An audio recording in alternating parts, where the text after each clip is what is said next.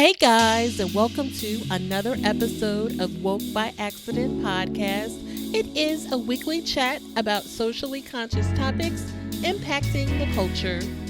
I'd like to extend my gratitude in you listening to this podcast. It means everything to me, and I hope it is clear that this subject matter is so important to me. I care about our people, our future, and making a positive change in this nation. Hey guys, and welcome to another episode of Woke by Accident podcast. Today will be a solo episode, and we will return with visual episodes next week. All right, and so there are a few stories that I did want to bring to your attention. So we will get into the July 4th mass shooting, the rights recently impacted by the Supreme Court, the case involving Britney Griner, and the twerking Senator Tiara Mack. All right, let's get into these stories. In the last few weeks, we've covered the recent mass shootings, the one that occurred in Buffalo, New York, and Uvalde, Texas. It seems like there's been so many mass shootings. According to the Boston Globe, there have been at least 314 mass shootings so far in 2022, and there have only been 186 days. That's kind of hard to believe, but based on the calendar and, the current events, it appears to be accurate. Very disheartening to hear that.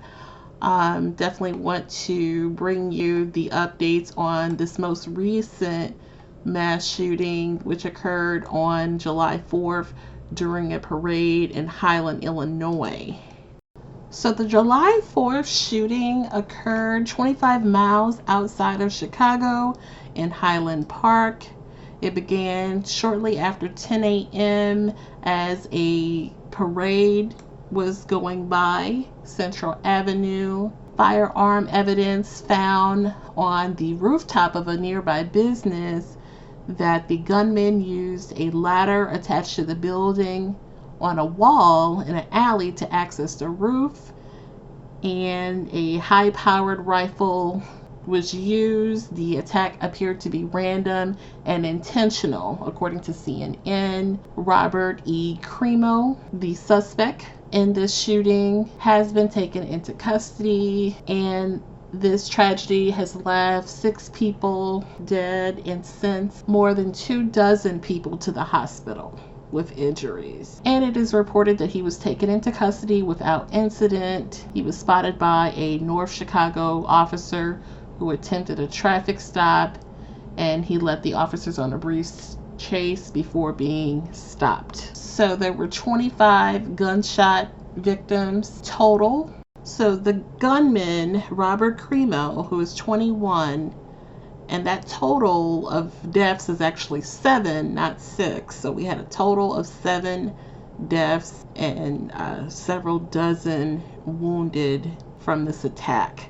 He told authorities in a statement that he looked down on his sights, aimed and opened fire on parade goers. So it looks like he was just shooting indiscriminately into the crowd, emptying 2 30-round magazines before loading his weapon for a third time and firing again.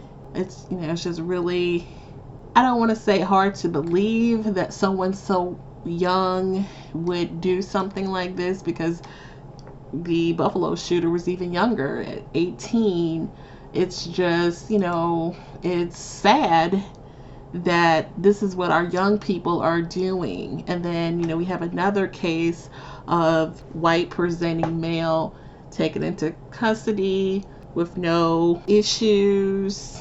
They were, a lot of times it doesn't happen that way in people of color. We've noted on the show before.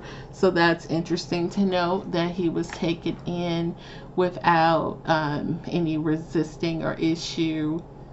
And then another interesting fact about this case is that he dressed in women's clothes to conceal his identity and used makeup to cover his tattoos, because I guess he knew he could be spotted, because he does have a lot of visual tattoos all over his face and neck and such. And so he went through that length of trouble to dress in women's clothes to conceal his identity. So this definitely is a planned attack, and so it'll be interesting to see what charges come forth and what the ultimate motivation was, because this is very, hateful act which took the lives of several innocent people and harmed, several people, including children, were a part of the injured parties. So just very troubling story. Another mass shooting to report, unfortunately, and hopefully the leaders will bring forth some solutions that will work, that we can look to. And we just want to send thoughts and prayers to the families and individuals impacted by this tragedy, and rest in peace to the ones who have lost their life. On June 24, 2022, the world was shaken up when the U.S. Supreme Court overturned the landmark 1973 Supreme Court decision, Roe v. Wade, which affirmed the constitutional right to abortion. So what this means is that the legality of abortion is now up to individual states to determine. So if people live in a state where it is not legal, then the individuals in that particular state are not able to seek out an abortion. However, if your state has not forged that law, then women can still seek out an abortion. Basically, they put it in the state's hands to make the call. And so that's why a lot of people, a lot of women are saying this shouldn't be a matter for the court or the state to decide. I tend, and I have tried to avoid discussing this matter on the show, because I know a lot of people have feelings about abortion rooted in their religion. And, I certainly feel like that is a personal matter. I personally believe it is a woman's right to choose this matter, and I feel like the state and the court should not decide. However, I do respect people's religion, views, and such. And so I did want to share that. In addition to this particular right being removed and overturned, there was another right which impacted the American people that the Supreme Court made changes to that many may not have been aware of, and I did want to bring that to your attention as well. And so this is regarding the 5th and 6th Amendment. What has happened is that the Supreme Court has limited the remedy for violations of the 5th and 6th Amendment. So if your 5th and 6th Amendment are ever violated by the police, for example, the remedy has now been limited as a result of this change by the Supreme Court as of June 23rd, 2022. And so I will give you a brief synopsis of this change so that we understand what has occurred. So for example, if a police officer fails to give a suspect his Miranda warning and the government uses the suspect's unmirandarized statements against him in court, can the suspect sue the police officer for violating his 5th Amendment right against self-incrimination? Now, because of the Supreme Court's change, they cannot. He cannot sue the officer for violating the Fifth Amendment right. So basically, where if an officer failed to Miranda the individual, read the Miranda warning to the individual, the contents of the evidence contained could be thrown out. Well, now, because of this change, that protection is no longer, you see. And so it's negative in the fact that it's limiting our rights. You know, we would hope that no one would commit any crimes where, you know, it wouldn't need to be presented. However, perhaps you're accused of something that you did not do. And, you know, it could be the case that you are accused of something. And if you are, you know, certainly deserve to have all of your rights. So certainly the ones in the Constitution that all of the American citizens are supposed to have, right? So yeah, so this is kind of a big deal, I feel, because there have been so many violations of amendments that we've seen with some of these civil rights violations in the last few years that people have been able to sue for and get pretty big settlements on. So this Miranda warning, which is tied to the Fifth and Sixth Amendment, and they're now limiting this where you're not able to remedy and sue and have evidence you know, thrown out in your protection and to remedy in cases where the officer fails to do their part and read the Miranda warning and other parts of their responsibility that need to be held up. So definitely good information to know, and I wanted to share.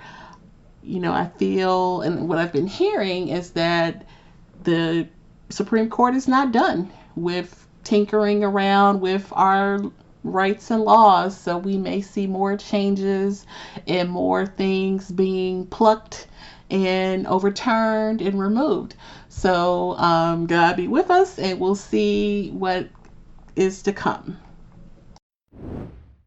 This next story is about Britney Griner, who is the 7-time WNBA All-Star and 2-time WNBA Defensive Player of the Year, who remains in Russian custody after being detained in February. The Russian Federal Customs Service claims to have found vape cartridges containing the marijuana concentrate Haddish oil in Griner's luggage, and she is under criminal investigation for large-scale transportation of drugs, offense that carries a sentence of up to 10 years behind bars in Russia, according to the New York Times. Now, the Phoenix Mercury, who is Griner's WNBA team, and the WNBPA both have issued their support for her in early March, and in June they named her honorary all-star. Her spouse has been seeking support from the president, and there was an update today. Let's see. On Monday, July 4th, Griner sent a letter to the White House appealing for her freedom directly to President Joe Biden. And Griner wrote that she missed her wife, family, and teammates, adding that she spent the 4th of July thinking about the meaning of her freedom.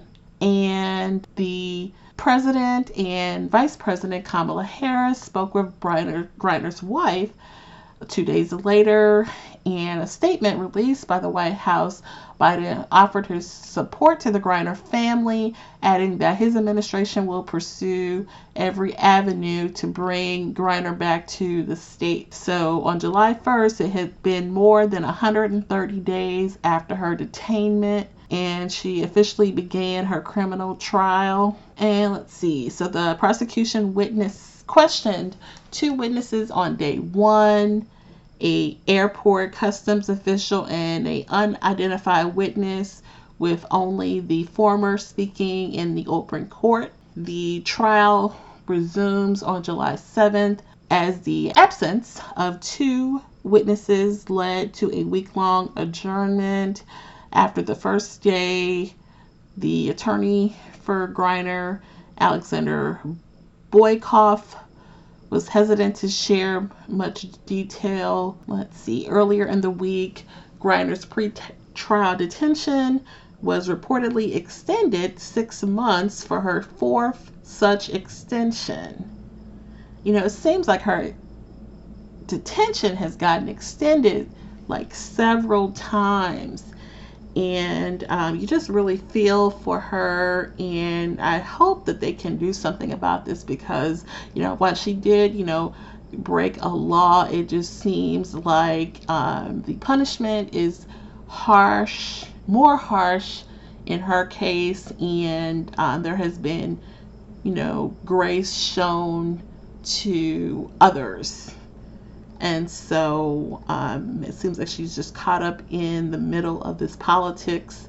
And with her being a lesbian, it probably doesn't help the scenario with the opinions that the government over there has about the community. And, you just, really feel for what she's probably going through over there, being, a black woman in addition to, a queer person. So our thoughts and prayers are with Britney Griner, and we hope that she can be released soon, and that President Biden can make some changes here and in support of her getting out soon. So we will and we'll stay with this trial as it is going on currently to provide any significant updates.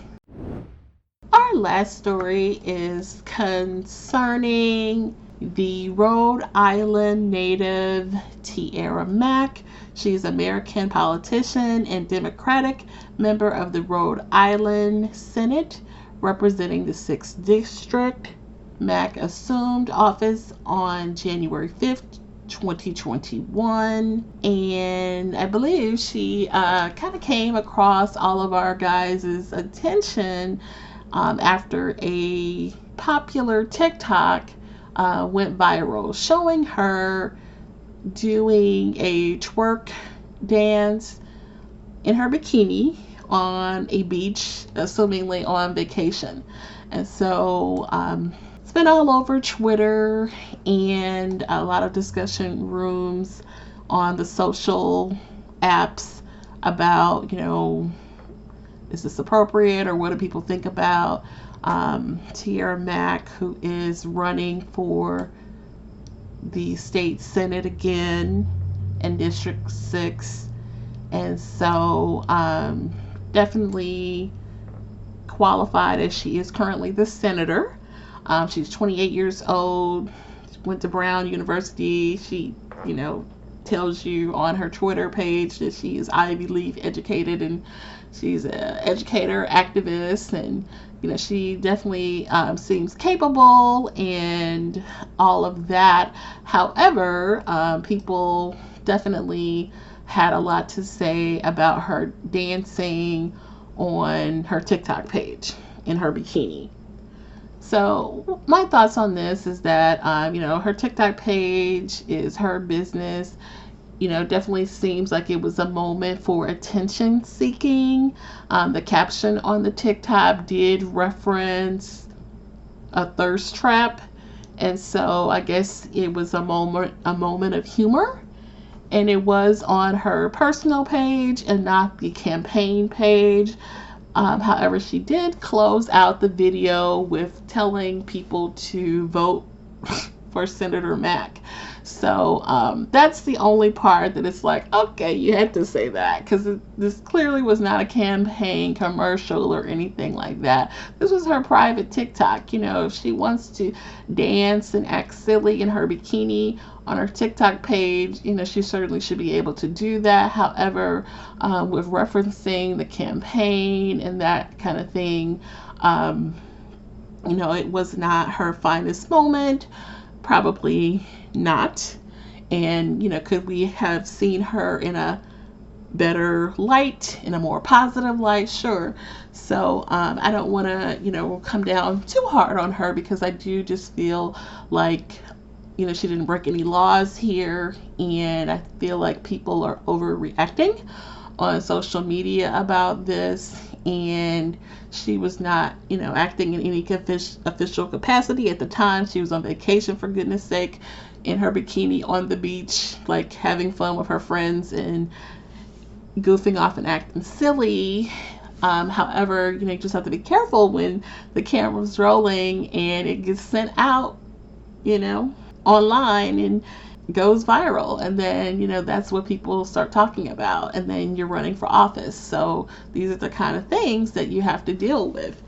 So I definitely feel like this shouldn't negatively impact her. We've definitely seen worse from American politicians. Definitely have seen more scandalous and salacious moments and instances from politicians. So her doing a dance and being silly on the beach, I don't feel that this is any crime, and she should still be able to proceed in her race as normal. So yeah, people should still support her, and she should be able to carry on life as normal, right?